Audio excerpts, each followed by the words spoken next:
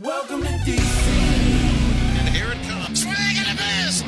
And a World Series Game 7 winning Curly W is in the books. Dagger! It's 1974. The Washington Capitals are the 2018 Stanley Cup champions. Don't like that. I like that. You gotta like that, right? Despite all this, despite the churn, my approval ratings keep going up. We are ready to give our 500% support back to this franchise, back to this city, back to this team after Snyder leaves. And then this is the poo-poo you put on the field. For the very first time, the Washington Mystics are WNBA champions. The Washington Commanders select Jaden Daniels. I'm going to support fake teams that can't ruin my life. Did you call bank? I call game. Thank you. Sorry to keep you waiting. Complicated business. DTC episode 367. Andy is on mic 2. I'm gonna miss. I got my labels all off here, boys. I don't know what's going on. FP's usually on mic 2. We got Andy on mic 2. It's an interesting little wrinkle here I didn't have anticipated. I didn't anticipate that at the beginning of the show. This is interesting. We'll see how this goes. FP, it's good to see you. Andy, it's good to see you. Pete from Philly made a big stink in the offline chat. He made a big stink to me personally with Stevie attached to a text message thread. Then he thought I was ducking him. Then I invited him to the show. Then he joined with 2 devices. We told him to sit tight in the green room, and he has since ejected. So I don't know. Like, we invited him, we brought him in, and then he just leaves. So we'll get him back in here when he actually comes back into the green room and when we get to Philly. We're going to limit the Pete from Philly exposure on the DTC podcast this week. It is episode 367. I want to just give a personal and resounding thank you to everybody who has gone and joined the Patreon. Very much appreciate everybody going over there and doing that. We had some, chats come through over the weekend that people were looking for FP's parlays. We had a lot of people very responsive to picking up the episodes a little bit earlier. So if you're hearing this and you don't generally stick around to the end, I can't blame you. Most of these shows are going a minute, an hour 90 at this point. Thank you for checking out Patreon. Thank you for subscribing over there. Yes, everything is there. Yes, everything is free. We'd love to have you. Go check it out. Subscribe. Enjoy. That being said, boys, let us get into some topics. I want to park a solid 10 minutes, maybe 15 on the towards the end of the show to talk about Trae Young coming to the Washington Wizards. I think it's a much bigger deal than I initially thought it was. I know I'm going to get wrecked for this because my initial reaction was no. And as the hours turned into days, it became maybe, okay, yeah, this is a pretty good trade actually. And now that we're a week removed from it, it's pretty freaking good for the Wizards. It's a great trade for the Wizards. But yeah, we'll get into that later. Yeah, I feel I'm going to be eating some dog food on that one. But let's just start, with the NFL. The coaching carousel topic is going to come up. I think it's going to be basically intertwined into the conversation here. I think we can probably keep most of it to a standalone segment. Andy, what was the best game we saw this weekend? There was only one real dud, and I don't think it surprised anybody that it was the Monday night game. Between 2 duds? Who was your second dud? The first dud, I think everybody's going to agree, was Houston at Pittsburgh. Those teams looked like they didn't belong. It was low energy. It just seemed like an afterthought. What was the other team? What was the other game? Patriots, Chargers. Chargers just look awful. That's fair. Yeah. Even though it was a 1-score game most of the time, I mean, it was just boring. It was a dud. It was boring. I caveat and say it's like 2.75 duds because the first 3 quarters of the Bills Jags was so hard to really get into. It may have been the slot that it was in, but it just wasn't really that exciting until it got exciting. You boys are indirectly pumping up the NFC here. I mean, you look at the NFC side of the bracket, the surviving teams, we only got 2 division represented out of 4 teams. That's pretty interesting, right? I mean, you got the 49ers, the Seahawks, and the Rams representing one division, and then obviously, that is the Bears are. I mean, I want to start with the Bears. Does anybody want to start with anything else? I thought that was the best game of the weekend. I know FP he's gonna diminish Caleb. He's gonna talk about the nail polish and the sound of the locker room. I couldn't care less about. He's gonna talk about Ben Johnson being a fake. What was your thing? I'll let you. He's a beta. He's a beta. No, he's you didn't. Acting. You didn't call him a beta. He's acting. acting. Yeah. He's tough in front of the cameras.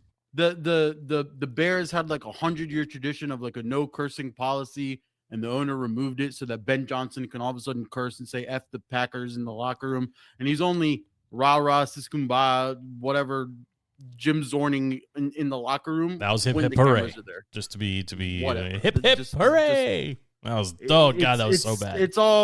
It's to me, it's Ron Rivera throwing a rock at a wall, and it's all pointless. Well, we'll talk about Ron Rivera when we talk about Dan Quinn, but the Bears, listen, man, they were losing that game until with about 5 minutes to go, they turned it on. And I said this in the offline chat. I've said this in weeks past. Ben Johnson coaching from an even position or even a slight lead is very different than Ben Johnson coaching from behind the cue ball or behind the 8 ball, where he's got to get points and he's got to get it quick. The Bears just look like a completely different team when they have to go get points. Very reminiscent of the Lions a couple years back, right? But you got to give them credit, FP. They pulled it out, and Caleb made more than one good throw. I know that's going to be your argument. He made one good throw. No, he made several good throws, and that is a complete team with an above-average defense going against Andy's boy Jordan Love. They beat him. They beat him soundly. It's. I don't know if it's they beat him soundly. I think it's more a catastrophic choke and meltdown from the Packers than it was anything good for the Bears. Okay, listen, Caleb had his moments, and they were crazy moments, and the fans are going crazy, and our friends that are Bears fans were losing their mind. Like I get that. Yes, but Caleb had like 23 yards passing in like the first half, like just like insanity. Like yes, they couldn't do anything. It was a very Jalen Hurts stat line. They couldn't do anything for the first 3 quarters, right? And it was just the Packers. It was just the Packers had everything going for them. And then Matt LaFleur, great coach. We would hire him in a second if Green Bay was. Please hire Matt LaFleur. Please fire Dan Quinn. Go get Matt LaFleur. Consistently, he's like it. Listen, it's like mirroring Mike Tomlin and Aaron Rodgers on his presser after Monday night, like linked them together like by accident.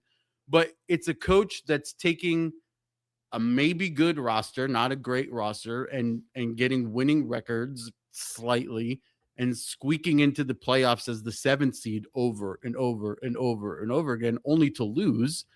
But the problem is the Packers are in position to win and just can't close it out. And that's fair. Even worse. I would almost want to get blown out the way Tomlin does over what Matt LaFleur does, where it's like, give your fans hope for the entirety of the game and then self-destruct and blow. It's just terrible. I mean, look, you're given. You started your thing here of killing Caleb, right? Caleb went 24-48, so not very good. 361 yards, 2 touchdowns, 2 picks. Okay, I mean, lots of yards. It wasn't a great game. It wasn't great. Caleb. The Packers, obviously Jordan Love went 24-46, essentially just as ineffective or just as comparable from a completion percentage perspective. 323 yards, 4 touchdowns. Right? I mean, Jordan Love played a solid game. I mean, you would take that. You would think you would win with 4 touchdowns. I would argue with way less weapons. That's what's interesting about the Packers, and that's why I think LaFleur, it's very similar to what we've seen with KOC. It's very similar to what we're still seeing with the 49ers. Like, when you've got excellent, like, super top shelf coaching can mask some deficiencies, even at skill positions. That's how good the really good offensive coaches are, and I think Ben Johnson is one of those coaches. I just do. Because, yes, the Bears may have more talent, but they have less experience. They're a younger team in a pressure position, playing at home in front of your fans. You're losing by 200 to a team that's got you soundly beat. This is 100% on the Packers coaching staff. I knew you were going to say that. You're all on the Packers meltdown. No, look, when you get that big of a lead, tendencies for coaches are to play it safe And that's what cost them the game. They started playing safe defense, prevent defense. And when you do that, you just let the offense, the opponents get in rhythm, first down after first. And you just like, you're playing against the clock is pretty much what they were doing. And they lost. And honestly, it's 100% on the floor. It's 100% on the coaching staff. There were some fourth downs that they probably should have gone for. They should have stayed aggressive. Their defense let off the gas pedal, and they kept the door open for Chicago. This is 100% on the coaching staff. I think all the players executed the way they should, but the signals came in for the defense to play it safe, to play prevent, just not give up any touctouchdowns. Honestly, and at some point, you're going to give up the touchdowns. And plus, the kicker, F that kicker, McManus. Yeah, I mean, one time Redskin. My God. Or if I guess he was signed, but then cut in the same same offseason. No, but there's so many boneheaded moves, like putting Josh Jacobs back there to return a kickoff. Boneheaded move, his first time ever. Unnecessary. Boneheaded move. You Unnecessary. don't do that. Do we agree that the better team is advancing? Yes. Yeah. No. So Andy, you're still on the Packers. I think the Bears. The Packers are the better team. Yeah. No, I think the Bears. I think the Bears are the better team. Outside of Caleb, is the better roster. Just can't give this guy any credit for anything. I'm just. Oh my God! Listen, from a QB standpoint, you're blinded by JD5. You're blinded by RG3. No, it has nothing to do with that. It's the same thing as the Eagles and Jalen. If the Eagles moved on, it would have been solid roster. QB didn't. Listen, really we're gonna get Pete from Philly in here, and I think we're gonna tap out on Pete from Philly here pretty quick when we bring him in here. But listen, if you have a chance to swap the coach and the quarterback right now this offseason, given the talent that's available, potentially at both, you don't go do it? Which coaching quarterback? About swap out JD5? Our coaching quarterback? No. If you're the Eagles and you have an opportunity to move off from Sirianni, 100%. You get rid of Sirianni, any of these guys, Jalen, you keep the rest of the roster, you're winning 6 Super Bowls in a row. I would hate it as a Skins fan, but if they go trade for Herbert, they would win. They wouldn't lose a game. I'm big on Herbert. I'm out on Herbert too. I know. We'll talk about it. Let's go back to the beginning here. Rams-Panthers was the first playoff game. That was a great game. Great game. The Panthers, when we talked about it in the lead up last week, the Panthers had beat the Rams at home less than a month ago, and they did it soundly. They made it look easy at times. Weather was a factor in that game. Weather was a factor in this one too. Matt Stafford just proved he is the MVP. Real MVP of the season. He is Hall of Fame caliber. He is the gold standard for quarterbacks in the league. And why are quarterbacks always the MVPs? Well, because they're the most valuable player it's the most valuable position. It shouldn't be most valuable player. It's really MVP, right? It is the most valuable position. You could say Saquon was MVP last year. Exactly. This year, I think it's McCaffrey. They had a little quarterback. That's fair too. Carousel in and out, and he kept the team going. I think you can make that argument for every position, right? The counter argument is going to be if you remove Stafford from his team, this is like a 5-win team, maybe. Like they're not getting it done without him. But the Rams went in and won 34-31. They deserve every bit of credit for that win. The Panthers also showed us something, and I know the headlines are, of course, about the team that's moving on, and deservingly so. Puka played great. I know we've talked about his off-field antics, yada, yada. But the Panthers deserve a little bit of shine here, too. They played a complete game. They didn't look completely lost. They didn't slink away in a big moment. They kind of stuck around and made the Rams work for it. That's what I'm getting at. It looks like they found a coach after 5-6 years of looking, maybe. And Bryce Young looks serviceable. I mean, am I wrong here? Like they're going into the offseason with no questions at coach or quarterback for the first time in a long time. I mean, we thought the Panthers were going to go into this year the same way that they ended last year. We expected Bryce Young coming into his own, right? Yes. Like he was balling last year towards the end of the season, but they kind of stunk it up the first half of the season. And then again, Bryce Young picked it up, and they squeaked into the playoffs barely with some help. It's a young roster. It's a very young roster, and I think that coach Canales is really good. I think he is a stud. He's doing great things with Bryce Young, but come after his 5th-year option, are you going to sign him? Are you going to pay him? It's hard to determine if he's going to be worth it. If he gets the Panthers back into the playoffs next year, you probably give him another contract because QB purgatory is terrible. And Bryce Young is probably, if he were to enter the draft this year, by and far the first round pick, even over Mendoza. right? If you remember what he looked like in Alabama. And then next year, it's even a weaker draft class. He's by and far, he would be better than anybody coming in. So you probably want to keep him. I mean, shout out to what's his name, Berkovici or whatever, the QB coach in Carolina. Commanders actually want to go out and get him because they liked what he did and how he sort of fixed Bryce Young. That's somebody that we're supposedly interviewing to bring in under Blau. So, I mean, overall, the Panthers put together a more realistic path towards longevity than sort of the lightning in the bottle that the Redskins had last season. Right? I agree. They agree with that. They did that. They did that last year too. They're doing it again this year. I mean, next year we'll see. If they have a complete season, then I think I'm a believer. But if they again start slow and just a super weak towards the end get it together, it's theirs for the taking. And I was going to touch on that too, right? Like if you're the Panthers right now, you're looking at your opponents in the division. Your path to the playoffs, 9-10 wins gets it done pretty much every year. I mean that's what got it done this year. They can do that again with this if they run it back with this exact roster. Maybe another goes to Atlanta. But even then, like I would pick the Panthers right now to win the division because based on what we've seen, Tampa can't keep it together after week 5 or 6. The injury bug sets in. They're an older team. The Panthers need a tight end, and they're going to be just fine. They've got 2 receivers. They've got 2 running backs. They've got a serviceable quarterback. They've got an above-average defense. That's what you need. They need better. Xavier Levette's not. They have the rookie, Territory McMillan. He was fine. The rookie's good, but Xavier from last. Don't sleep on the Saints. That guy Chuck or whatever his name is. Chug and Kellen Moore are putting something together. It'll be. They're still, but they don't. Besides Olave. Yeah, and that's fair. You brought up David Blau, FP. I think let's talk about this for a second. Obviously, here in DC, they say goodbye to Joe Witt and they say goodbye to Cliff in the same breath. Basically, we posted our show, we recorded. We posted, we high-fived, and then 2 seconds later, news broke that Cliff was being let go.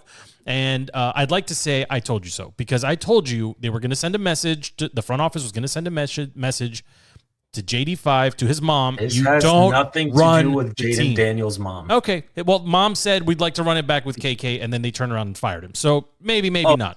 Stick it to JD5's mom. I think they are actively trying to avoid the RG3 and my dad situation. No. You are diluted in PTSD, DC media. Well, do you blame me, FP? Do you blame me? No, I don't blame you, but I'm trying to show you the light. You can't be told the answer and constantly put your head in the sand. Even Schrags was on ESPN or NFL Network, one of the channels today, who's really good friends with Cliff. And he was like, no, they really did leave mutual, like, no bad blood. I think AP and DQ were like, this isn't the type of offense we want to run. You bring in AP because you're looking at his resume. Hold on, man. You're looking at AP's resume. The offense you wanted to run 2 minutes ago, and now all of a sudden, no, it wasn't the offense you wanted to run 2 minutes. It's the offense that you. I'm going to tell you what happened. Let me bring in. I'm telling you what happened. I'm telling you. I'm going to tell you. I don't believe that person. Junkies bullshit. It's not junkies. This is a Joe working theory here. I think they looked around the locker room and they said, we know exactly what we have with Cliff. He's maxed out. Let's part ways. He's probably going to go be a head coach anyway. And you said something very smart yesterday when we were talking offline. They knew that Cliff was basically on a 2-year flyer. Like if they succeed, he's going to walk. If they don't succeed, they're going to let him walk. So they look around their offensive coaching room and they say, that guy David Blau is probably an up-and-coming star. He's probably going to get called by his former team, the Lions, who fired their OC and are going to want him back. Let's not make the same McVay, Shanahan, O'Connell, LaFleur mistake. Let's keep our McDaniels. Let's keep our talent in our freaking building. Goodbye, Cliff. Hello, David Blau. You are now in charge. If DQ, and in the back of your boy Peter's mind, AP's mind, I think he's thinking, if I got to let DQ go in the first 5 games of the season because of a poor start, DB's my guy. No, that is absolutely. Notice, Andy, do you agree with me or not? Am I crazy? That's absolute poppycock. Like, listen. I'm not crazy. See, Andy's with me. If AP has any ounce, if AP has any ounce of I'm going to get rid of DQ, he's on a significantly short leash, and I'm going to do a mid-season coaching fire, he's not going to hire a nobody as his offensive coordinator to take over. Of course he would. No, he's going to hire one of the many other OCs out there that could very easily not be in a head week coach. 5. No, right now. I'm saying right now, instead of hiring Blau, listen, I support this. A real OC. If you're calling for the firing of Dan Quinn right now, I support this 100%. I'm not. Nobody's calling for the firing of Dan Quinn. I'm telling you, you wouldn't rather have Harbaugh? Yes, you would. I would much rather have Harbaugh or Mikey from Miami. Yes, you would. I would have Mikey. No, but here's the problem. You wouldn't rather have Stefanski? When you look at those guys out there, right? You cannot fire Dan Quinn based off season 2 when you look at season 1. Dan Quinn has more playoff wins. Oh my God, again. You're making the Ron argument and you don't even realize it. I love you. You're too smart for this. You want to fire a coach that went to the NFC Championship game 2 years ago, yes, and then had everybody injured this year. It is not on him. Well, they got to move the data centers then because the team's always injured. I don't know, FP. I don't know what to tell you. All I'm saying is when you look at the field of the coaches available, McDaniel, Stefanski, whoever. If you were to hire them this season, I mean, Tomlin's available. I don't want him. But if you were to hire an offensive-minded coach, let's put it this way: if you're hiring an offensive-minded coach this season, and he comes in as your coordinator, and he has a great year, he's gone next season. He's gone, right? And that was your whole complaint about DQ when we initially hired him was you bring in a defensive-minded coach, blah blah blah, and you are changing on your offensive. This is fake news, revisionist history. I was anti the DQ hire because they Jim Zorned it. They brought him in and interviewed him. Then they went after Ben Johnson hard.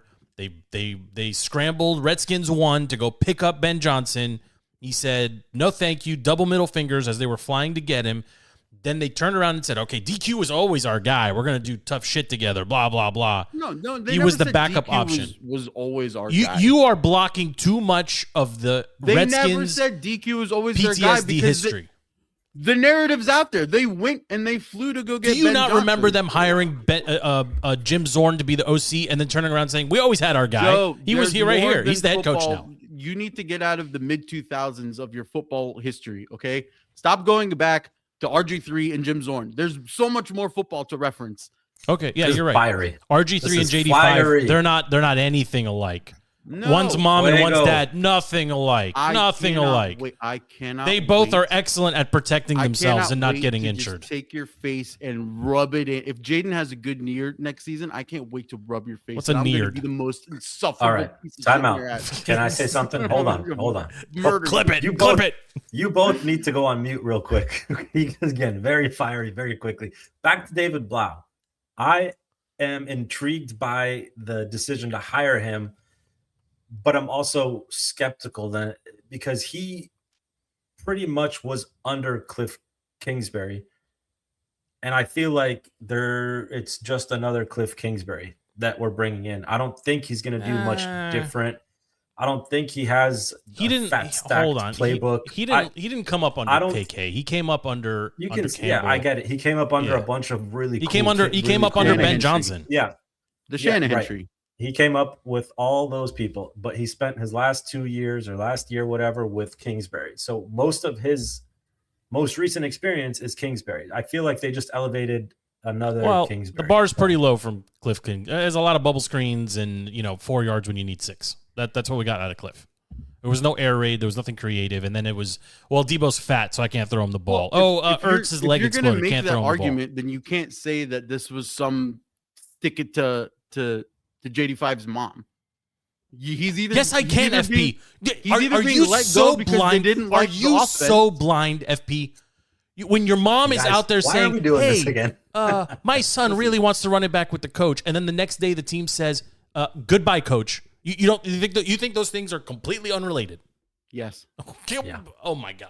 I think you are living in La La Land if you think the GM of the team is sitting there on Twitter and going, what? How dare she? I'm going to prove it to Why her. wouldn't the and GM? I'm gonna fire You this got- coach that we're still paying. Yeah, for just sure. to I bet stick it you- to her. No, I bet you hold on. AP didn't even see that tweet. Yeah, You haven't- Yes, AP probably didn't even see it until after You know who the did see decision that was tweet? made. One of the owners of the team who just lives on X. His name is Magic Johnson. You don't think he saw it? You don't think Magic has an okay. opinion? Do you think Magic Johnson's the one that's sitting there and tweeting out robotic tweets every single time something happens? You think he's Were pulling we out not his iPhone subjected to 16 Magic Pro on Johnson his tweets yacht last year? and he's typing a robotic tweet? No, Magic Johnson's You a guys are- billionaire. Magic listen, Johnson I don't has keep- somebody tweeting for him. I don't keep company with slows. This is a terrible take from both of you. If you don't think they're sending a message, they are absolutely sending a message. No, Mom, you're not in charge. grasping JD5, at you're not in low-hanging charge. fruit to get clickbait title. It's not a thing. Oh yeah, I'm It's very not a clickbaity. thing. You're right. I am very clickbaity. You are Mr. Hot Take. Oh my god. Okay. All right. Can we get off the Rams game? Congratulations to the Rams. I don't know what to say. What else Hey, I'm bringing the fire today. Okay, I'm exhausted. First by of the all, way. we never even talked about David Blau. This turned into a DQ question. Okay. What do you want? What do you know about David Blau? Go ahead. I said my piece. I would like to hear your piece about Blau. This is you what like I'll him? say about Blau. This Go is ahead, what I'll Anthony. say about Blau. Nobody knew that McVay was going to be a McVay until he left and became McVay. No. Oh my god. Honestly, I'm gonna smash. What? I'm gonna smash my. What? I'm gonna smash the microphone. Clip it. This is knew that he was episode you knew that 367 he was is going to the be end of the Boy podcast. Wonder offensive genius before he got hired by the Rams. Yes, You knew that. No, you did not. Everyone knew that. He didn't have just one interview. FP. He was being courted by multiple teams immediately following the season. Honestly, You know who this else is infuriating. was about to be courted- I'm gonna rage courted quit. by I'm gonna multiple teams? I'm gonna pull an Andy and just quit. You guys, You finish know the who show. else was about to be courted by multiple teams? David Blau. Okay. I wish we So had if- instant replay. if he's- That's what I said literally 4 minutes ago. I said they made a move to dump Cliff Kingsbury so they don't lose the talent in the room named David Blau. And you said, no. They don't care about that. This regime does not care about the mistakes of the past regime. They're not going to look at Dan Snyder and Bruce Allen and be like, "Oh, look at all." Don't the call mistakes him they Bruce. made. Don't give him that respect. Sorry, Goose. They're not gonna look at the mistakes made and be like, "Oh, well, we need to make sure to keep our fan base happy. We don't make the same mistakes." They're gonna run their own show. That's it. It's a huge schism, and we are in a new regime. We're in a new owner. We're in a new GM. They are not relating themselves to the past Redskins. AP is referencing his time at the 49ers, his time at New England, right? Harris doesn't know shit about anything. He's just a billionaire. What's he gonna do? He's just going to do what he's told. You don't care. Let me ask They you a don't question. care. They don't care what the DC media cares about. Let me ask you We're a quick making question. these connections. Do you think the dude that left for the college head coach job, Tavita Pritchard or whatever his name is, 100% he would have been OC. you think he was next to be Yes. OC, but because Yes. he's gone, they went with Blau, who was under him? yeah, possibly, or maybe they keep him if they keep. But no, well, yeah. I mean, I think that's an interesting point, right? Because Blau goes from like random Gatorade getter to quarterbacks coach Assistant to quarterback coach. whatever, right? And now he's the offensive coordinator. Like maybe It not. could be for continuity. I mean, it's definitely for continuity for You JD5. can't Well, get again, lost in the titles I'm of who I'm gonna who just is say this, working and there. FP's gonna say the same thing again. If just humor me, if JD and his mom were really upset about Cliff being let go after they tweeted their vote of confidence supporting him, the only thing the team can do to save face is make sure that the next guy up is one that they like as well, being David Blau. You can't go outside at that point. You don't know. I You don't think that's That, You that don't know. could be my point. That could you be don't know. Cliff But Kingsbury, that's true. Highly baby likely- Cliff Kingsbury. Highly likely, mom says we want to run it back with Cliff. Maybe team saw it, maybe not, but Cliff is gone. Then mom internally says, as the agent, somebody pointed this out, is very astute. She's also JD5's agent. No, she's not his agent. She's an But agent. She is Whatever. She is an agent. Yeah. Can't believe you did that. This is going to really upset my son. Team looks around and says, DB's an ascending talent. Let's keep him in house. Why is it so hard for your brain to comprehend that Jaden Daniels' mom has no pull, say, or voice in the front office? Because it's not true. Clip it. Because we know, because we know that the opposite is true. How do we know it? when he got in week 2, when he got tackled by whoever, Khalil Mack on the Chargers, he got up. Did he signal to Adam Peters in the box? I'm okay. No. Who did he signal to? Who did he signal to? Mom. His mom. Okay. Who did Caleb Caleb? We killed Caleb in college for doing what? For running to his mom. To cry in his mom's arms. Is his mom all of a sudden influencing Ben Johnson? Are they not in? Because are they not in your, soup commercials together? Your logic, that's how it goes. Are they not in soup commercials together? If you together? acknowledge your mom on a football field, your parent has say in how the front office runs things. That's what your logic is telling you. Right you're just dismissing like actual history of this team with parents tinkering and telling me, it's totally which regime different. was that? Which regime is that? Why are we going back to the old regime that couldn't run shit for anything? You know what? They all drink Maryland water. The stadium is still in Maryland. They're all cursed.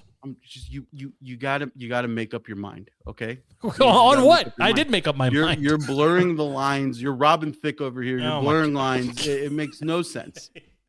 Thick with 2 C's? Thick with a K. All right. Look, I'm going to throw it to you boys. We have one more NFC game we can discuss, of course, being the 49ers and Eagles. We can bring Pete from Philly in now. We can leave him in the green room. What do you guys think? Let's bring him in so that we can have a united front of shitting on the Eagles. All right. To him. I can't wait for all the wheeze. Here we go. So let's stand by. Pete from Philly, back on the show.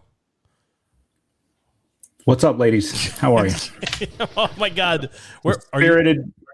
Spirited discussion about your offensive coordinator and GM tendencies based on Twitter and based not on Twitter. That's thoroughly entertaining. Pete from Philly, we need to get a pulse Eagles check. Fans would never engage in such I know. conversations. It's just something. We have a real GM that runs the league. Listen, no one's going to take. I don't think any of us are going to take shots at the GM. The GM is doing an amazing job as a division rival. It's painful, but that's the truth. Sirianni's a bag of shit. And Jalen Hurts is one of the 100% agree with you. I love that. And Jalen Hurts is an extremely overrated quarterback that can be upgraded. I don't know about. I'm not going to challenge you on that point, but go ahead. What you can't challenge me because it's my show. But I'm going to ask you a question. What do you do? What do you do with Jalen? Because if you upgrade, here's my position, Pete. Mm-hmm. Upgrade the quarterback position, whether or not you keep Sirianni, the team is infinitely better and immediately reloaded to go again. Jalen is the weakest link for me offensively. Am I completely wrong on this? Yes, you're completely wrong on this. Okay, what's the weaker link on offense? Right now, yes, it's our offensive line. It played like absolute dog crap this year because they were hurt. Lane Johnson missed the last 5 games. The record without Lane as the right tackle is abysmal for this team. They could not run block because here's what happened this year. Last year, they could block. Pete, this is not a show about Philly sports. I understand, but what I'm telling you is it's not the quarterback. He has some responsibility in this scheme. Can you be impartial? He doesn't want to hold on. He doesn't want to run. That's a problem. He's got to run. He's got to use his legs. It's an advantage for him. Okay. But the scheme that he's been told to call is awful when you can't block up front. So it's as simple as that. Are you buying that Jalen was confused, caught off guard, upset about the fourth down call at the end of the game? I mean, that was making the rounds. Do you think he was? Do you think he was? He looked at his 2 coaches like, "This is the play, which we've already run twice on this same drive. Yeah, 4 verticals, which is exactly the only thing that the 49ers defense could cover all game was 4 verticals. Yet their linebackers, who were like guys off the street, couldn't cover like dog doo-doo. Okay, and how many times we threw over the middle? Like twice in the whole game. The whole game. Awful. I'm going to be honest. I don't think Jalen Hurts has the IQ to realize that they were running 4 verts for the 4th time in the same series. I think he was told to play, and he was like, "All right." No. I think he realized. I think he saw the call and he realized this is not going to work. He's like, these guys are morons. That's what he realized. Well, then they're really big morons. If a moron's calling you out, listen. I'm telling you that. I'm telling you that's why they fired Kevin Patullo today. Easy fire. The guy sucked. He's not good at his job. Technically fire him. He might still be. Well, on whatever. staff. He is no longer the offensive coordinator for next year. Whether they put him in the basement or in storage room B with the cockroaches, just have Big Dom call the plays. Well, cheesesteak on 3. 1, 2, 3. Listen, Big Dom could call better plays than they called this year. I'll put that. Listen, I've been trying to hate on Big Dom all season. I'm kind of growing to like him. Like I don't know. Like I kind of like an idea of just a big fatty just roaming the sideline, handing out food and going to visit injured players in the hospital. I mean, he actually keeps players out of jail. Is actually his real job. Is what which I understand. Very Sopranos of but him. but just 100% it is. Pete, just talk to me about Jalen here. Like there is a high probability that the team could upgrade that position.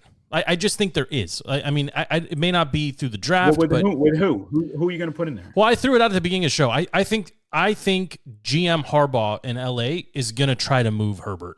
I think he's going to try to move Herbert. I wouldn't take Herbert. Herbert's cooked. Oh, I mean, I would. FP was on FP. You and FP. Hold on. Don't put me in a position to agree with Pete. But yeah, Herbert's not it. Herbert has won 0 playoff games in his career. All right, it's fair. Jalen Hurts was the Super Bowl MVP 8 months ago or a year ago, but for a questionable holding call in the other Super Bowl, he was the Super Bowl MVP in that game too. And I don't know if you guys remember that. Listen, game. Pete, he outplayed Mahomes in both Super Bowls. He also hold on. He also managed to complete 0 passes in the second half of an NFL game. He also managed less than 20 yards in multiple games this year. And he can't throw. He cannot throw accurately down the field. He can't do it. You have amnesia. What are you talking about? He's throwing dime balls on go balls. They are not dime balls. Hold on. You said you could be impartial. The Devontae Smith touchdown in the Super Bowl. He's throwing to a gazelle at full speed. The one where you have to outstretch and adjust in air. Yes, that's exactly. not a dime. No, the one where he caught it in the breadbasket in the end zone to go up 40-6 against the vaulted Kansas City Chiefs. You all have amnesia against the prevent defense. Yeah. That if the game's out of line, you're not playing a crazy defense. Do you think Saquon? All right. Do you think Saquon still has something? Yes, you're not listening.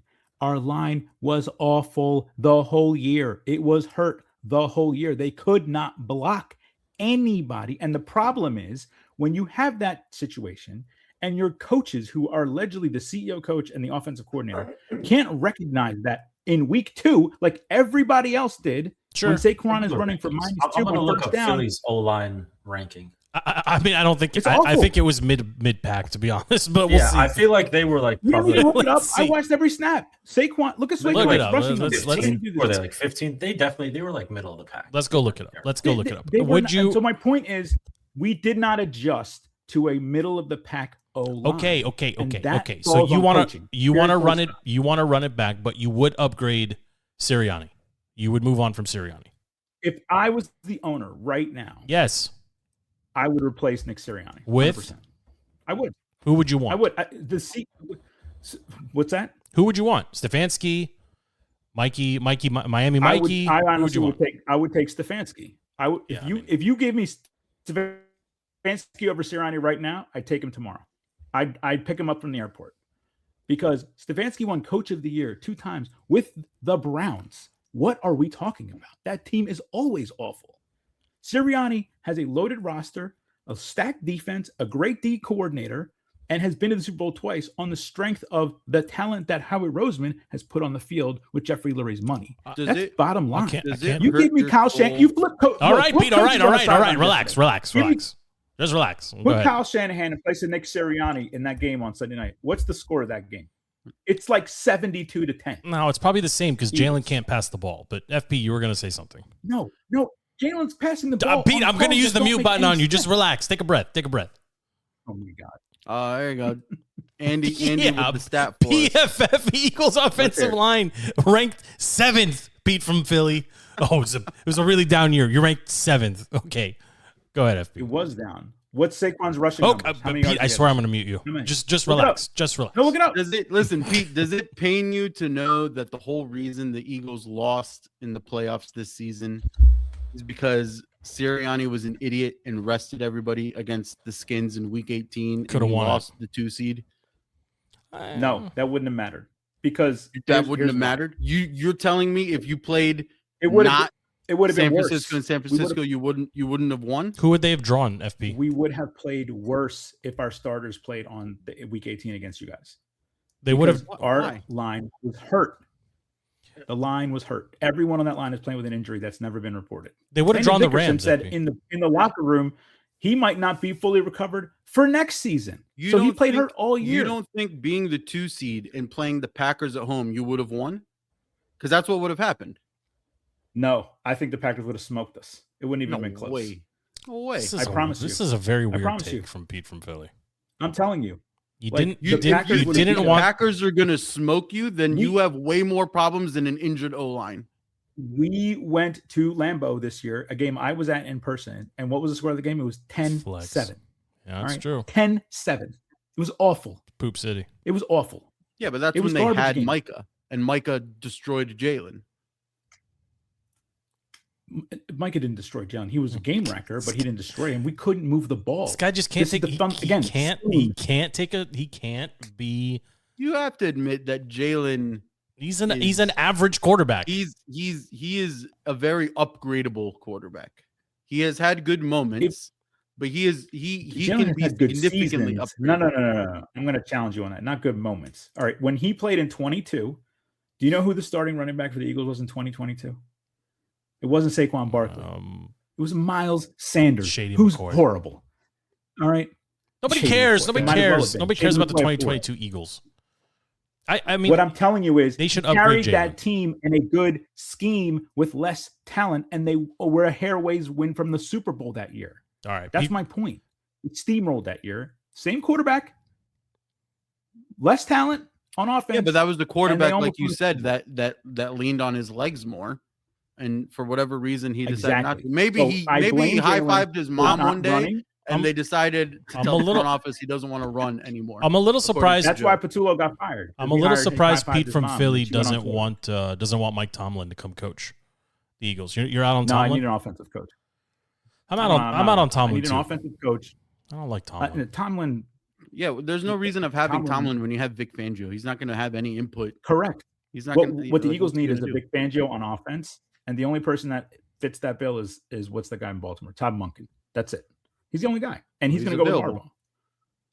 Well, I mean, he is available. And they should bring him in tomorrow. And I would be like, hey, come be the Vic Fangio of our offense and run this thing. And here's the point about the Jalen piece is you need someone with that kind of credibility to tell Jalen what to do, which is run the ball, which is throw over the middle, which is under center play action. He doesn't like to do those three things. All right, Pete, I got a problem. Pete, okay, Pete, just take a breath. Okay. We're going to get you out with 2 questions. Do you think the league will ban the tush push? Yes, it's over. Okay. Do you think that's Next a good question. Well, I'm going to follow up with that one. Do you think that's a good idea? Forget about the Eagles really running funny it. You mentioned that because is it a good idea? I don't think it's a good idea per se because it can be an effective play. And you know who ran it really well this year? Is the Bills. The Bills. And they were the biggest proponents to get rid of it. That's how they beat us. They beat us with a tush push in Buffalo. And no one wants to talk about that. So do I think it's good for football? I'm indifferent to be honest with you. Okay. I'd rather see more creative plays on 4th and 1 than just shoving guys forward. But I will give credit to the Eagles for figuring out how to do it and getting it very well effectively. And defenses couldn't figure it out until this year. Loose statement. Yeah. Okay. We'll get you out on this one, Pete. Well, then why isn't everyone? Hold on, FP. Why isn't everyone else doing it? Because no one else not everybody has 2 600-pound squatting quarterbacks and running backs. They didn't figure out how to do advantage of the personnel is what you're trying to tell me. So that sounds like a good scheme. You're right. Jalen, it's falling apart because they're also paying attention to your entire O-line. Jalen starting and not playing it correctly. Jalen is better at the tush push. The team whose guy flies over like Superman, thinking that's going to do something and give up a touchdown in playoffs. Well, I mean, it worked. Jalen is better at tush push than actually throwing the ball down the field. And he, for whatever reason, this year he wanted to be a real quarterback. You know, mommy, look, I'm a real quarterback, and it didn't work. He wasn't a real quarterback. They didn't make him throw anything. So I'm telling you, you guys aren't listening. You guys aren't watching these games. I get it. You don't even watch. I see him watching games. I see him on the field. I get upset. That's all. I can't explain it. I just do. I don't like the do-rag. I don't like the way he mumble. He's the mumble rapper of quarterbacks. We're gonna win. Oh my god, I can't do it. I can't do it. He sounds like a R word. And how many Super Bowls has your quarterback been to? He's been injured often. Yeah. Okay, two more last questions. year, Wow, great flex. You're gonna They got ask how smoked. many times? How many points did you give up in the championship game? Just- How many points was in the just- championship just game? relax, 55? Pete. Yeah, well, Philly. you know what? I'll take your argument. Our entire O line was injured. Yeah, we had Fat Debo Your running a O-line was bubble injured. screen. You know Your who our quarterback- running back your was? quarterback can't stay healthy. Austin Eckler, and he sucks. Like, what are we? Pete talking from about? Philly. Pete from Philly. Pete from Philly. Your quarterback can't stay healthy because he's reckless with the ball. You don't see the RG3 repeating itself all over I'll again? tell you offline why I think we're doomed. But that's a separate conversation. Pete from Philly. Give us your Super Bowl prediction, Pete. We're down to this is the best weekend of football coming up. Who do you have in the end final Super Bowl? I have the Rams in the NFC. Okay. I just think they're too talented on offense. The AFC, I was going to pick Buffalo, but they're banged up. I don't think they can make the run.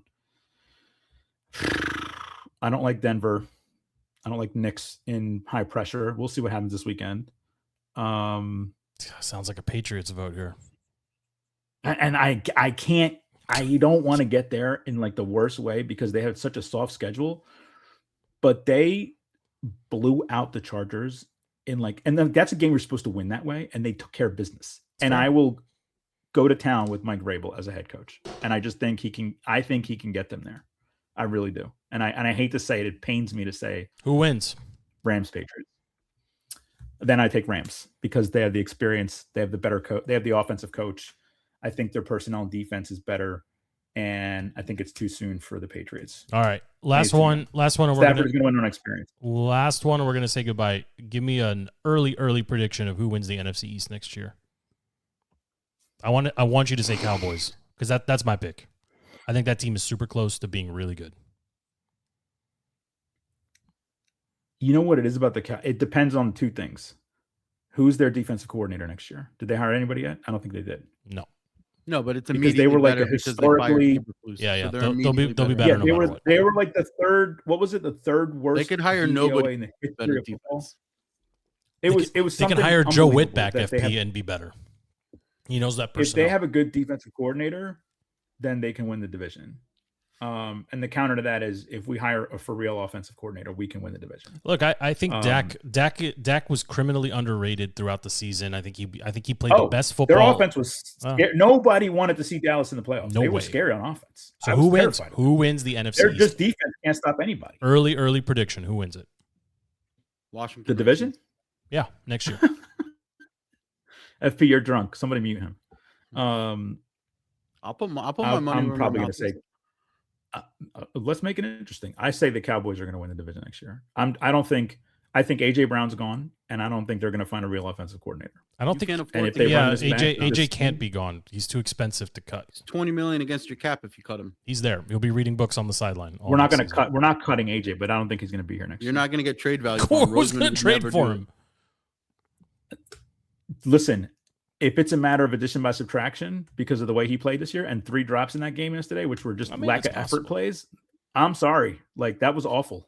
Like, you're the best guy in football and you don't talk to the media for 5 weeks because you don't want to face up the fact that you stink. Get out of here. All right, Pete from Philly. I don't need that game. Calm down. All right, we're going to bring you back in at the beginning of the season. Maybe before then, actually. We could probably get you back in when we get to the Super Bowl. And then we'll revisit this FP Pete from Philly division winner bet. And I think it's a good one. We can revive. Thanks for making time, Pete. We'll talk to you soon. Boys, wave to Pete. Right, fellas. We're saying nice work. See you soon. Take it. All right, let's pivot into the AFC. FP, I think you lose that bet, by the way. But let's pivot into the AFC. I mean, we already touched on the dud game that was Steelers. Steelers were really bad. FP, you had thrown out a great idea. We were watching this game together. In a situation like that, they should just cut both teams or remove both teams and then just vote on one team to bring back, like Jacksonville. Like Jacksonville gets tagged back in to play at the Patriots. Or, I like your even crazier idea, we just collectively vote to bring in the Bengals. The Bengals could go into Foxborough this weekend and win. I'm not out on the Texans because of how good that defense is. And I'm still pretty low on Drake May. And I think that Texans defense will give him a lot of trouble. If the Chargers defense gave him a lot of trouble, that Texans defense is going to confuse and destroy him. It's fair. It's fair. I think if CJ Stroud remembers that he doesn't bad. suck, if he remembers bad. that he doesn't suck, and it depends on Nico with his concussion protocol, whatever. It's not a terrible matchup because it's going to be a boring game. It's going to be a defensive game again, but it could go either way. Justin Herbert, by the way, while we're still on the duds, just tied it with 1:35 to go. Thank you, Andy. Thank you. Justin Herbert, if you watch the all 22, he had some terrible misses. They could have been up 3 touchdowns if he. I mean, you could put a little bit on the O-line, but there was some, if you're looking at the all 22, where he had the time and he could have made the pass and they could have scored easily. Something about Justin Herbert, he's the next Phillip Rivers of the next generation, where he's going to be good, but not regular season Hall of Fame quarterback, and then just not be able to get through the gauntlet ahead of him in the playoffs at any given season. And the irony is that he is on the same team. Like he has that same general trajectory. They're going to have some 11-win seasons, some 12-win seasons, maybe a 13-win season, and then they're going to get to the playoffs and they're going to get repped up. I mean, 0-3 in the playoffs is a pretty bad mark. I do want to I think they could have schemed a little bit better. I mean, their O-line was completely injured. Yeah, and if they get a good OC, they could have schemed a little bit better on this game, and I think they kind of left them out on an island.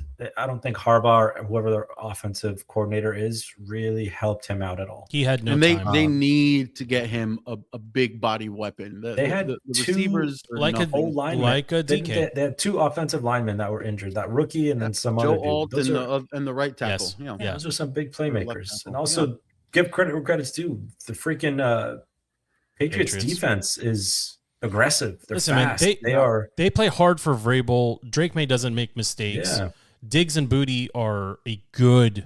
I mean, you want to talk about that's still a Belichick foundation defense. Don't fall short on that. That's still a really strong. But they didn't play like. But they didn't play like that under Belichick. They just got used wrong last season. But they didn't play like that under Belichick.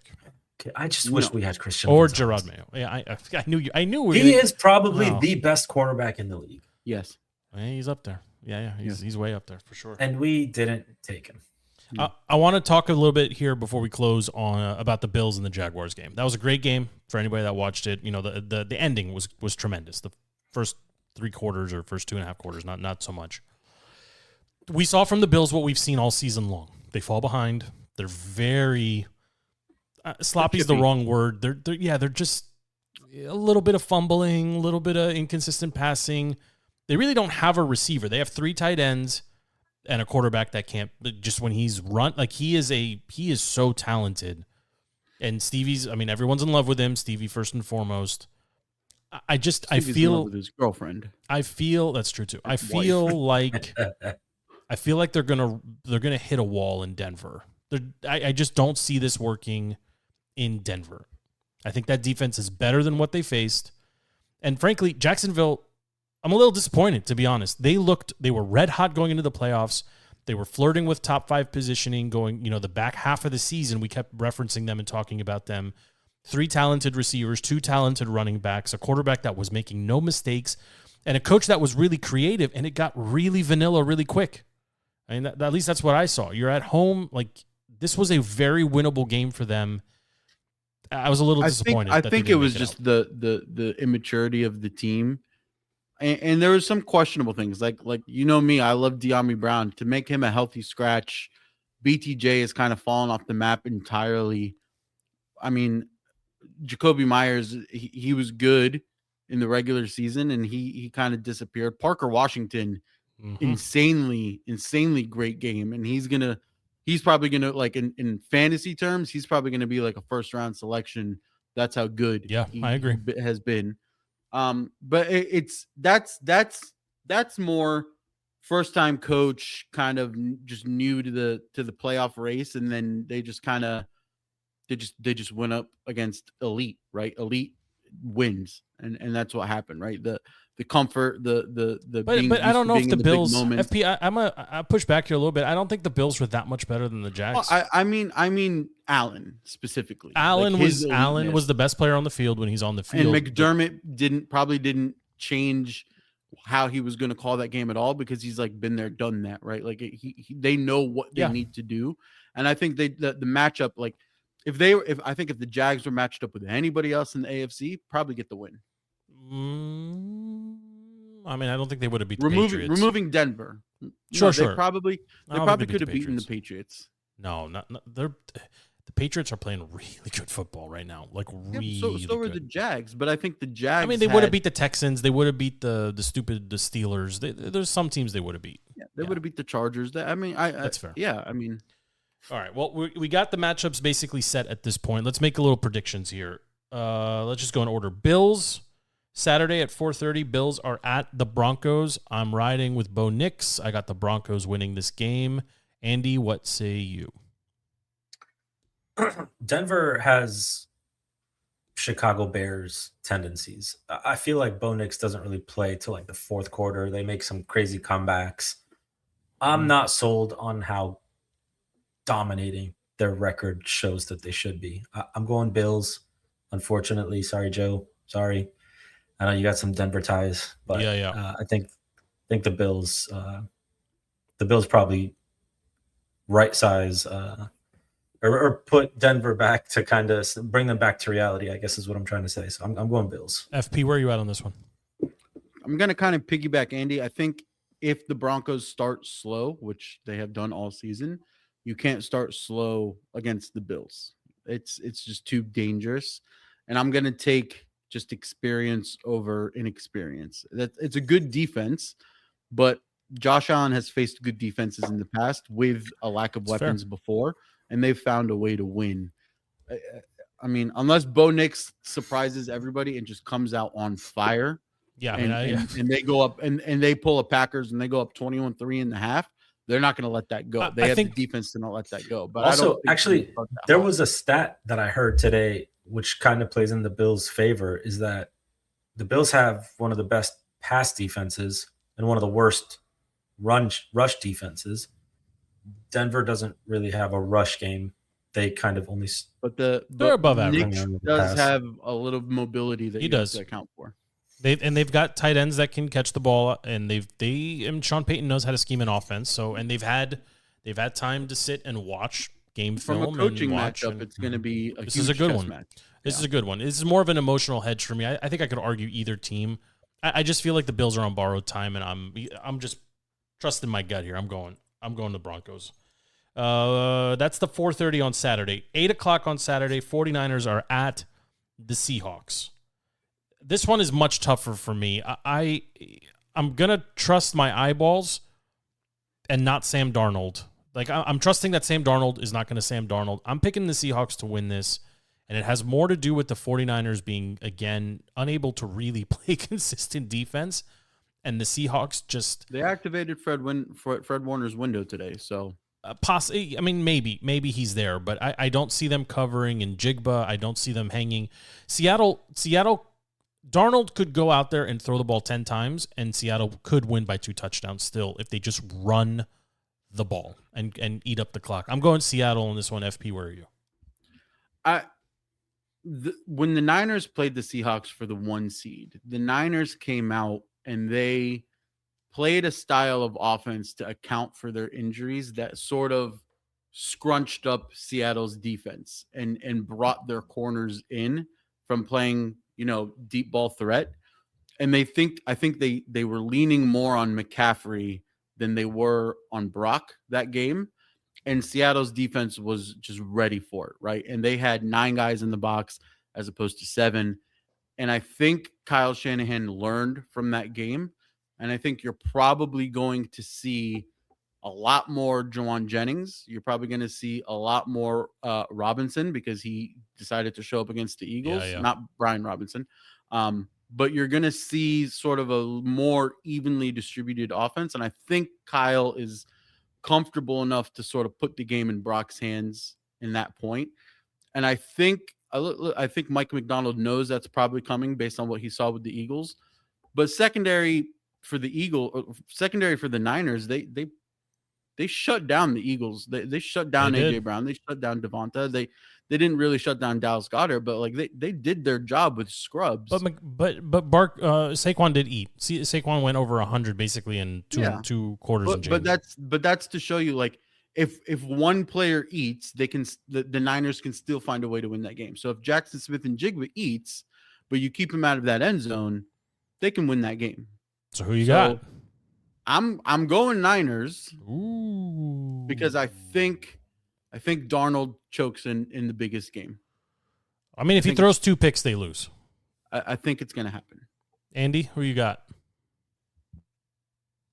This is a hard one for me because I hate Seattle. Yeah, we all hate Seattle. Hate Seattle, but they are the best team. They've been consistently in my rankings the best team in the league for like the past 5 weeks. I think they're probably going to win this game. I want the Niners to win. I just don't think that they're going to have answers for that defense. I mean, Seattle's defense is lights out as well. I think they're ranked number 2. That dude, Imanwari or whatever, he's just a freak. Yep. And then on the offensive side, like, they don't need much from Darnold, like you said. Like, run the ball with those 2 guys, Charbonnet and Kenneth Walker. Get the ball to Njigba a couple times, just like manage the game. And I feel like that's the recipe for success. I think they're going to win, but I really want the Niners to win. All right. It's hard to beat a team 3 times. The division matchup plays a huge part. Absolutely. 3:00 on Sunday. Texans are at the Patriots. This one's easy for me. Give me the Patriots. I don't think it's easy. I don't think it's easy, but I think the Patriots are going to win this one. I just don't think Houston has enough on offense. I mean, what we watched against the last night when they played Pitt, like, it was terrible on offense. The Patriots can go get points whenever they want. Defense scored more touchdowns than their offense, I think. If CJ Stroud just has one drive where they get a touchdown, just one drive where it clicks, and he's rookie season CJ Stroud, they can win this game because the defense. It's going to take more than one help them. The defense will help them keep whatever lead they potentially built. What's the offensive coordinator's name? The quarterback whisperer in New England? Josh McDaniels. Josh McDaniels. Sorry. Yeah, thank you. He clearly knows how to coach up a quarterback. Yes. In his system, yes. In his system. Diggs has played in big moments. Booty has proven to be a very capable receiver. The tight ends are excellent. The question is on Drake May. He didn't have a good game against the Chargers. We didn't have to have a good game, but he can have a good game. He's gonna have to have a good game against that Texans defense. I think you will. CJ is really disappointing what we saw out of him. But that's what I'm telling you. If the Texans can just figure out. So you're on the Texans. If they could just figure out 2 touchdowns, if they can get 14 points, that could be their win. So you're on the Texans. I will take that upset. I just have no faith in Drake. Andy, you and me are both on the Patriots? Probably. Yeah. I can't get behind Houston's offense at all. No. It's poopy. Yeah, I'm with you on that. Then finally, 6:30 on Sunday, the Rams go to the Bears. FP? Depends on weather. Well, assume there's no weather. Well, it's gonna be cold. It might be windy. It might be snowy. Stafford will not play good in that weather. We saw that firsthand. We saw that with the Eagles last year. So in clear conditions, you're going Rams. In poor conditions, you're going Rams. So you're okay. So you're Rams either way. Andy, everything I said bad about Knicks and May multiplied by 10 for Caleb. I just don't believe in him. He's gonna have a sloppy game. You're probably gonna see BSJ have a phenomenal game somehow. I just don't believe in Caleb at all. Forbes. Is Forbes on Rams? No, but yeah, BSJ is Chargers. Forbes. Yes, Forbes. Yeah. Andy, who wins this game? Look, I thought the Packers were going to beat the Bears. I have no confidence in the Bears. I think they're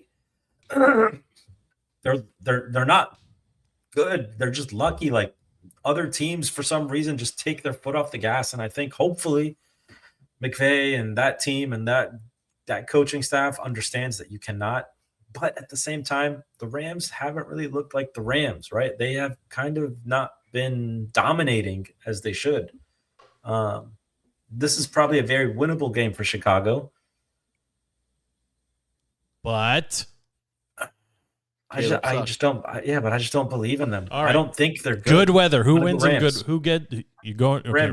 Rams and both. I think Rams. I think it's going to be intriguing to see established boy wonder and McVay go against up and coming boy wonder and Ben Johnson. And I think McVay is going to have a couple wrinkles up his sleeve to counter Ben Johnson's wrinkles.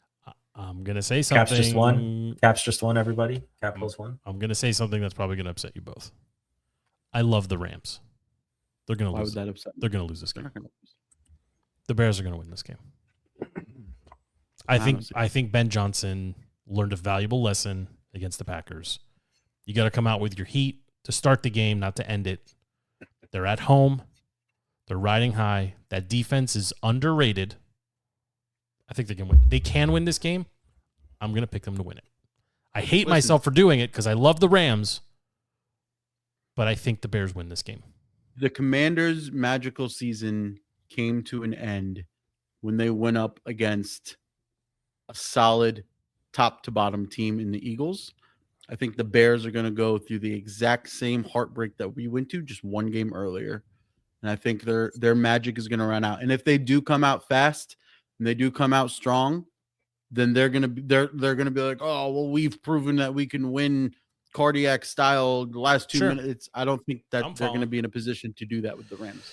All right, I got two more things I want to. The comeback king. Two more things I want to touch on, and then we'll go. Any of the coaching removals, firings, step downs, any really catch your eye? I find it fascinating that the AFC North just said goodbye to two of the longest tenured coaches in the league, in Harbaugh and Tomlin. You know, and it seems like Tomlin stepped down or mutually stepped down.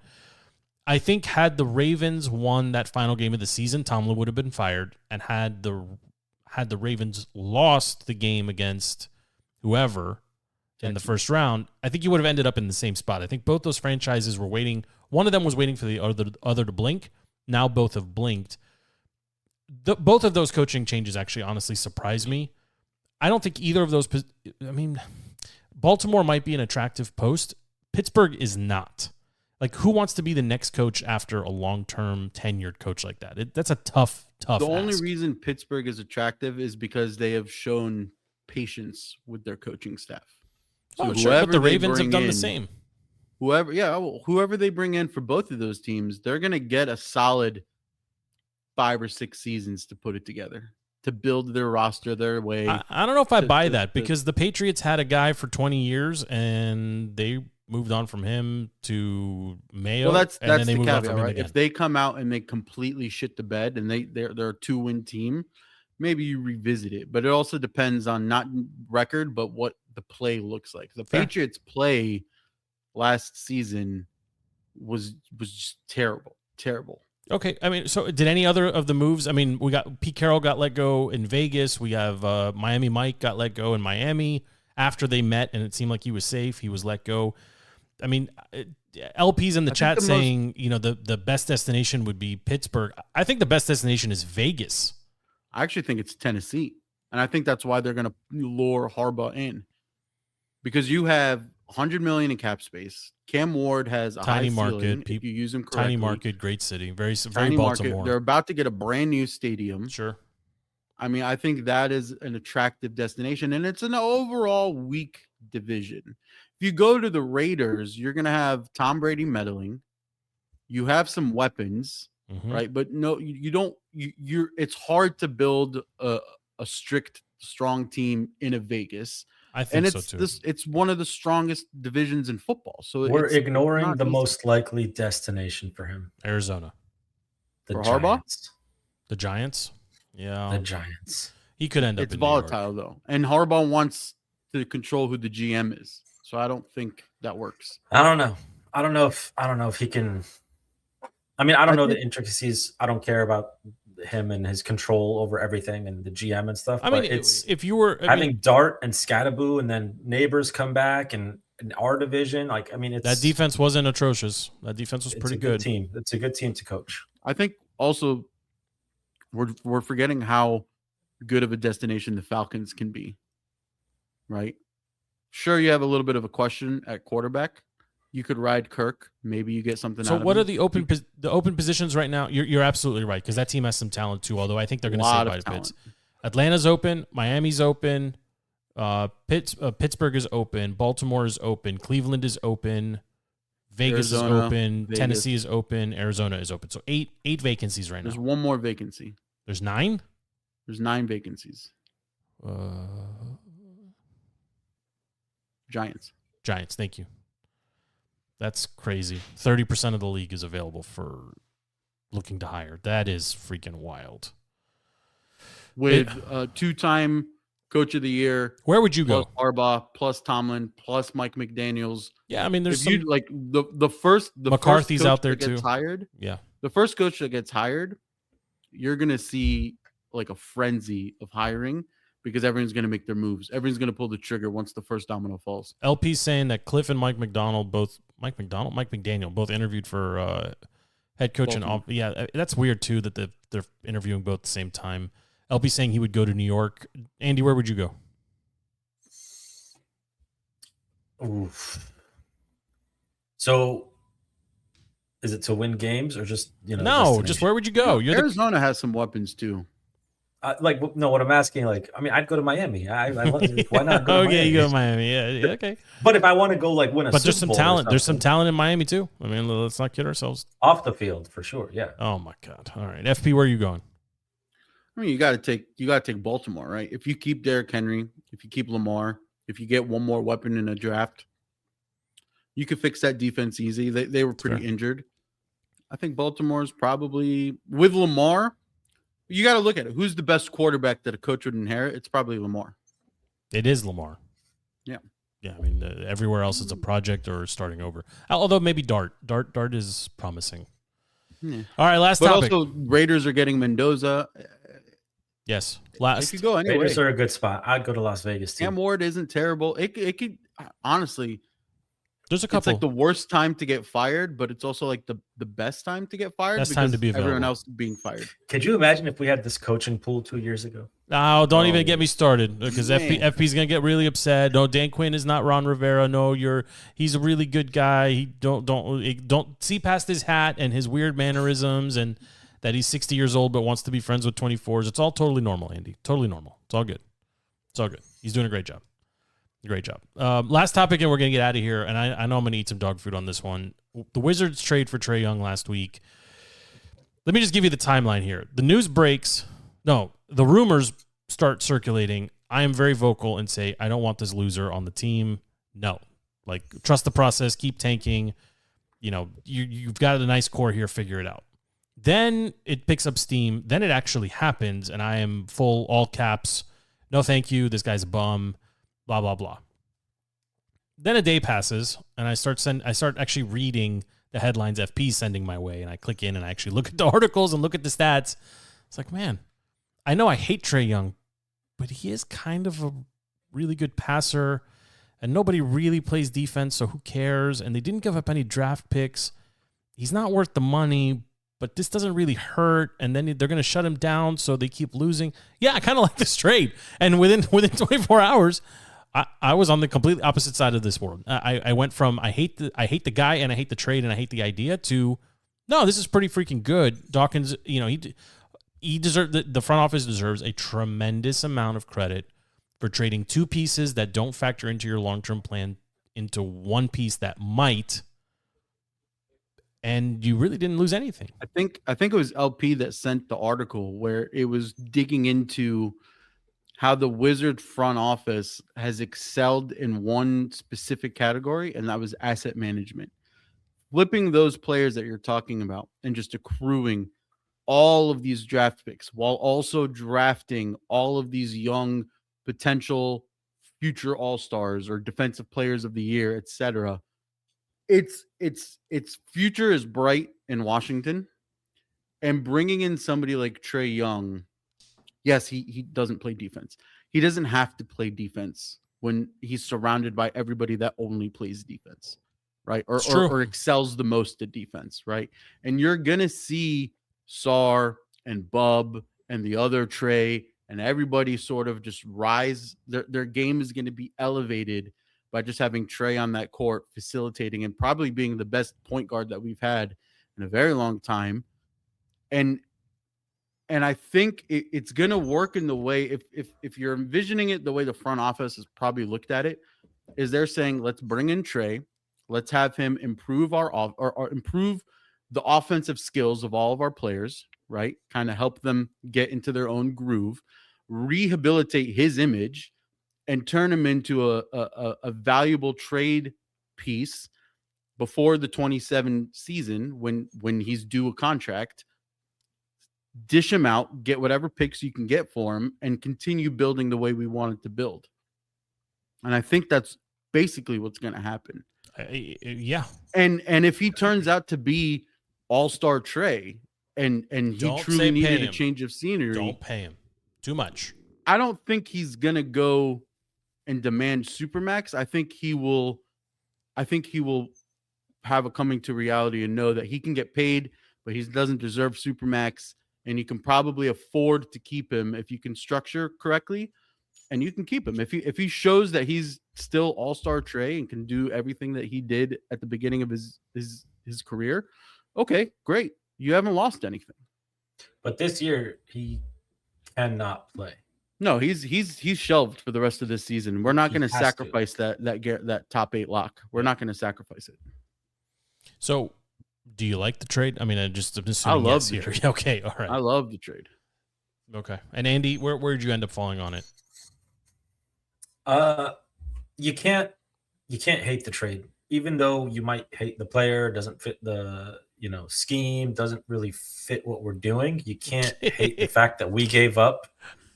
Welcome to the team. We don't really sure we're not sure how we're going to use you yet. Crispert and who? Corey. McCollum. Yeah, McCollum was helping us win. We had to get CJ was playing real minutes and contributing real points. In what world do we live in where we give up Crispy and 85-year-old CJ McCollum for Trae Young? Yeah, you gave up an 87 Pinto and you got specifically like a GT Mustang. The breakdown of what was acquired in the Beal trade, of which one piece was Jordan Poole, which now has become, it's been parlayed over and over, right? Like, yeah, I saw that. It's tremendous that they were able to get out of Beal, and I actually love the fact that Trae came in and picked 3, because now there will never be talk in the future about potentially doing anything with Bradley Beal's jersey. It's unfortunate, honestly. What did McCollum say?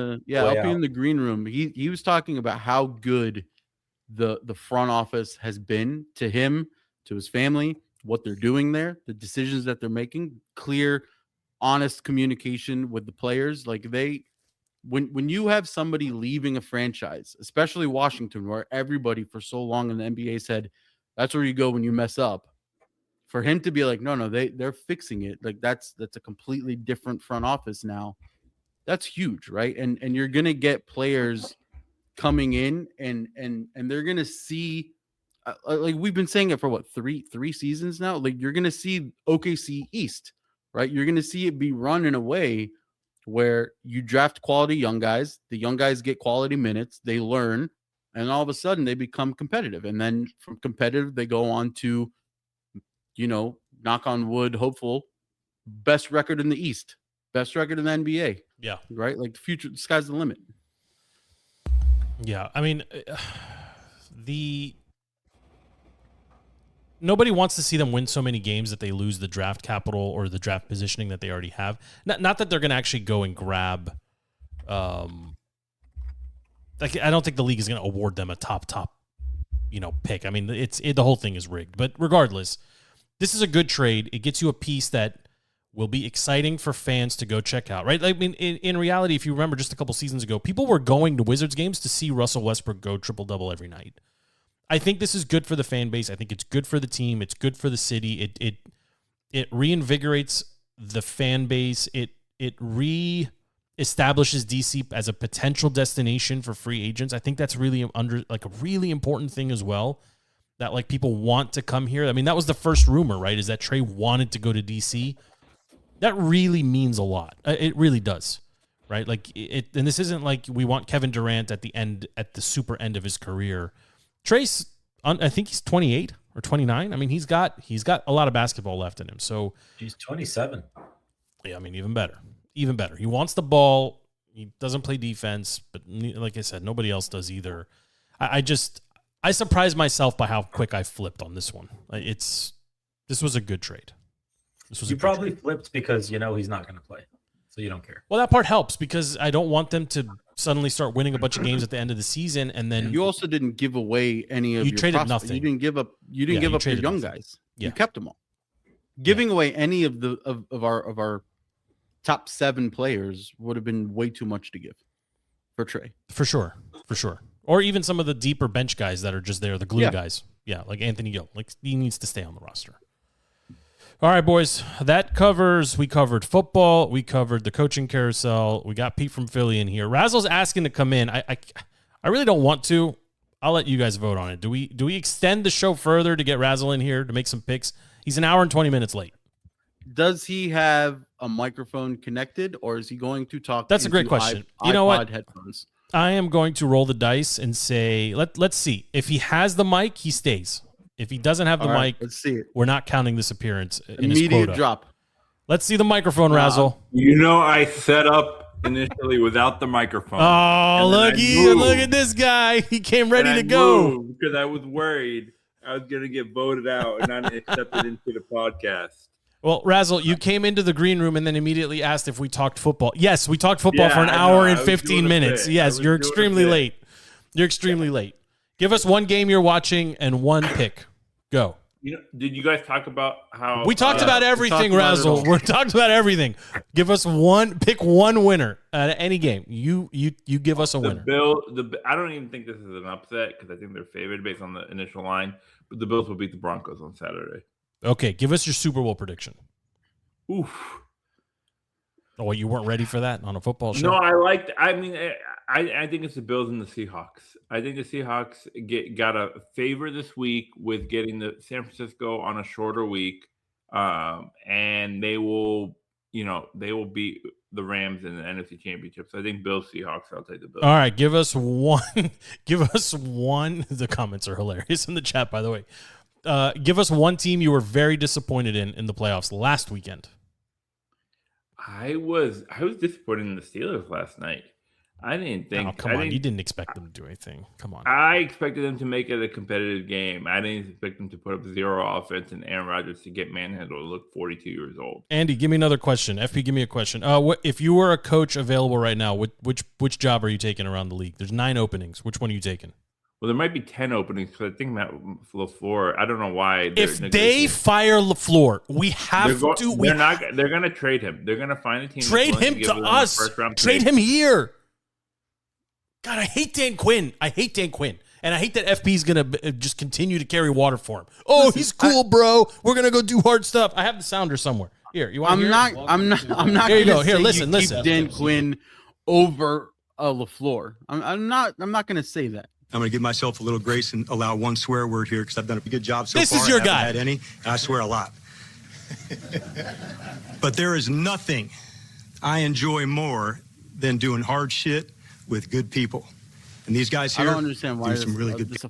I'm just reminding you of who you're carrying water for. We're recalibrating. We're recalibrating North Star. You want Tomlin instead, who's like, if I'm eating full soup with a fork, then I'm actually a spoon or whatever bullshit he says. Had Mel Park should be my uncle. Get out of here! You would listen. I don't want Tomlin. Joe, you would bitch about any coach this team hires within 2 weeks of any season. That's not just true. Who you are in your soul. That's not true. I don't want to do the whole coaching thing again. Sorry, I'm not. But I'm going to answer your question, Joe. Okay. The number one job, if I were a coach right now, and I'd be lining up for, I would go up 95 and stop. I'll say New York. I'm going to say the Giants. You have a young rookie quarterback. You have a rookie quarterback. Low rookie expect. deal. Yeah, you have a defensive line and a pass rush that is up there. You have a star wide receiver. And you have nobody knows what Neighbors is going to look like when he comes. He'll be fine. You have a fourth place schedule coming up this year. Scottaboo will get another 5 concussions next year. I would say Giants. I mean, give me a better job. You guys, I mean, you don't want to go to Baltimore and deal with Lamar. I want to go to Vegas. I want the number 1 pick. I want a 5-year runway because I don't have a quarterback and I can do it. I can trade Max Crosby for a ton. You want Tom Brady constantly meddling? Who cares? He's a winner. Who cares? Constantly flip through coaches year after year after year. They went from and they pay them, Joe, to Antonio Pierce to 95-year-old Pete Carroll, and they pay them. Everywhere else, you're going with a quarterback they're built still in. Paying John Gruden. If you go to Miami, you're stuck with Tua. If you go to Baltimore, you're stuck with. I don't think you're Miami's stuck a good with job. Lamar. I don't think Cleveland's a great job. I think maybe in Vegas, maybe a dark horse. you have a running back, you have maybe one receiver, you have a you have a very good tight end. I think McBride is better, but yeah, you've got a good tight end. The same exact thing actually could be said about Arizona. You've got excellent weather. You have a desirable city. You don't want to inherit Kyler in the mess that comes. The Chiefs are on. The Chiefs are on the way down. Kyler. The Chargers aren't scary. Like that's a good spot. Kyler and Tua will not be on their team. No, they shouldn't be in the league. But they have I'm saying you also have complicated contract structures in place where it's not easy to get rid of both of them. Either you're gonna have dead cap with Tua, or but you you're just going do it to anyway. The Dolphins are setting up to do it. That's why the Giants are the best job available. You got Dart on a rookie. That's why John Harbaugh is going there. Yeah, it's bad for us if Harbaugh goes there because Harbaugh will not go to New York because he wants to control the personnel and he wants his GM in the building. I would challenge that. For whatever reason, the GM of New York. Why wouldn't Harbaugh go on the owner and will never get fired? Why wouldn't he go coach with his brother in L.A.? We've seen that before. What is he with Buddy and Rex Ryan? Coach. That's fair. There was a rumor that there was a dark horse that was named today for Harbaugh, Tennessee. Yeah, I love Tennessee. Is I think the front runner for Harbaugh. Good city, promising quarterback, and again, a lot more control. They'll give him a lot of control. Out of the limelight. Crappy division. I mean, I know everyone probably did well this year, but we'll see what kind of regression we have with Jacksonville and Indianapolis. All right, we got. Thank you for joining, Joe. It was always good to see you. This was my time. I love the NFL playoffs. That would have been really helpful to come and share with us an hour and 26 minutes. You guys are running on your own schedules. I can't keep up with you guys. 8:30. We delayed this start. I literally was falling asleep. Like, please, anybody get on here. I can't do it. I've had 7 Coke Zero seasonal holiday creamy vanilla things. These things are terrible. You guys talk about David Blow or Blow? How do you say the last name? It's Blow. Wow. But yes. No, it's Blow. You guys are just let him say David Blow. We can't go into a 2-hour podcast do it again, Joe. because Razzle was late. Show up on time, damn it. I'm out. I'm done. Yeah, it's over. It's over. The final. Thank you for coming, Joe. It's on Patreon, Razzle. Yeah, that's right. You know what? I'm moving the goalpost. You need to come on once a month, and you need to be a member on Patreon, or you're dead to me. That's it. Did you guys talk about? I'm kidding. Gee, I'm going to kick you out. I'm going to kick you out, Joe. All right. Final announcements here. The movies have been picked. We are watching Mountainhead for OMC, and we are watching. That's the new one that nobody has seen. Petey swears by it, and then we're watching Along Came Polly. So those are the 2 movies going into the next OMC. Book it. Don't have a recording date yet, but we will figure that out. This is show number 367. Thank you to everybody who's been checking out the podcast. Thank you to everybody who's moved over to Patreon. Appreciate you very much. You can reach us there. There is a chat feature there. We do see it. I will figure out how to respond more frequently and faster, but thank you again for everybody that's engaging over there. For everybody else, the show remains free and available on Apple Podcasts, on Spotify, and anywhere else you get your podcasts. For FP, for Andy, for LP, who's in the green room, and for Razzie, who came late, but he showed up anyway, and we appreciate it. Have a good night. We are out. We will see you next week.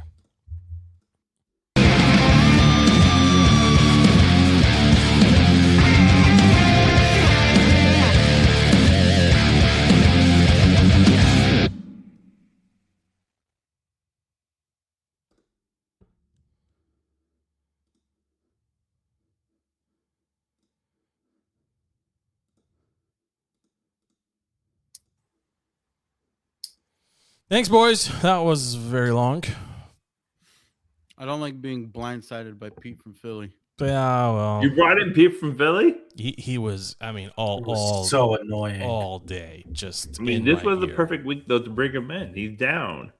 Yeah, and he admitted he hates his coach, and he's definitely in La La Land. Yeah, he's definitely in La La Land. Joe, can you be on next week? I can do my best. No, come. What are you doing Tuesdays at 8:30? Like, just book it. Next week you guys can do Monday. Actually, we should do Monday. Can we go Monday? Holiday? Sure. Go midday? No football. Actually, no, but if you guys care about the national championships Monday night. Don't care at all. No, I say we go midday. We go like noon. I'm tired, man. I'm tired. You probably get LP if you go midday. Well, LP's still in here.